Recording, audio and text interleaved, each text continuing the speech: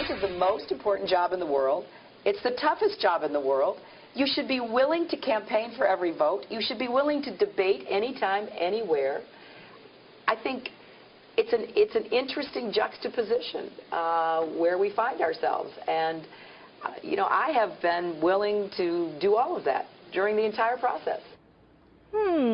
Hillary Clinton ducking a 10th and final debate with Bernie Sanders in California. Despite those comments back in 2008, she just turned down an invitation from Fox News. But was that a smart decision? Joining us now, our Democratic political panel, Fox News contributor and bureau chief of Talk Media News, Ellen Ratner, and Democratic communications strategist and director of Franklin Forum PAC, John Neffinger. Thank you both for being with us this morning. Sure.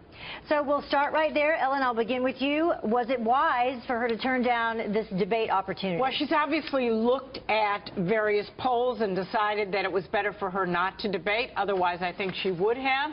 However, I believe in the democratic process, and I think she should debate. John, what do you think? I mean, debates are great, and they've had a lot of them. If you go back to 2008, an even more contentious primary that was actually close still at this stage, the last debate was the middle of April. So here we are, late May. Basically, mathematically, this thing is over. And so I think accepting a debate at this point basically just gives hope, not only hope, but really the wrong impression about where we are at this stage. At this stage, we know who the nominee is going to be. The issue is, how do we conduct ourselves for the rest of the primary? Everybody should get a chance to vote. Nobody's asking for Bernie to step out of the race. Some people are, but no official nothing. People are happy to see him go through to the convention. They just want him to be on the Democratic team, not undermining the person we know is going to be our Democratic nominee. But, Ellen, what about an opportunity to maybe work or change some of her likability numbers? I mean, this forum, this debate would have given her that opportunity also to bring over some of Bernie Sanders' supporters in the general election. Well, there's two issues. One is her likability factor and her ability to win in the general election. But the other is for how the Democratic Party is going to exist. And even if she was the nominee by, you know, all of the delegates, I still think a debate would be useful, because Bernie Sanders is bringing in a group of people, younger voters, et cetera, and I think they need to hear both sides or many different sides. And John, how do you think Bernie Sanders would have handled that debate? I mean, look, we've seen a lot of debates over the course of the spring. Bernie Sanders hasn't said that much new for several months at this point. I do think, though, Ellen has a point. It's a good thing. Frankly, the debates have been some of Hillary Clinton's best moments. You get to see her unfiltered. You get to see her talk about the issues and her real involvement with the issues. And what's more, the media covers them straight.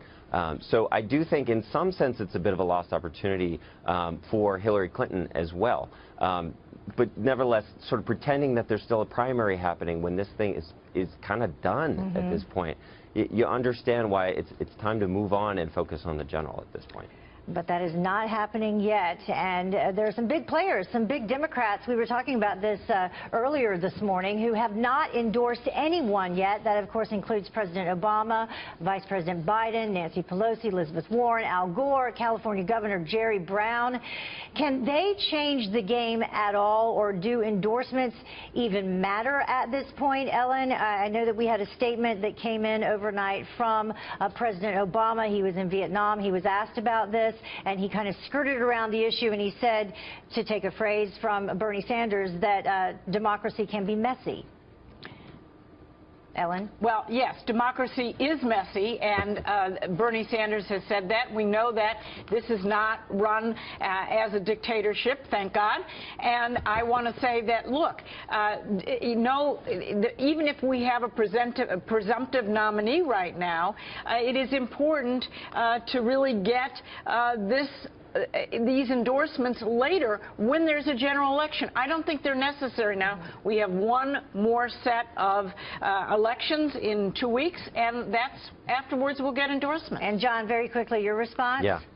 Yeah, I think the endorsements generally don't change a lot of votes. That's what you see. But what they do get is media What I think you'll see in the fall, though, to Ellen's point, as soon as we're really officially wrapped up with a nice little bow and Hillary is our nominee, you're going to see all these people coming in off the sidelines. You're going to see President Obama and Joe Biden hitting the trail for Hillary Clinton. And I think you're going to see Elizabeth Warren having a lot to say for folks who've been supporting Bernie Sanders all along about why it's time to come together. Well, I don't know. I mean, it's interesting where we keep talking about unity and the unity problem with the Democratic Party. One or two of those folks right there, I think that they could probably unify the party now. Thank you both for joining us, Ellen and John.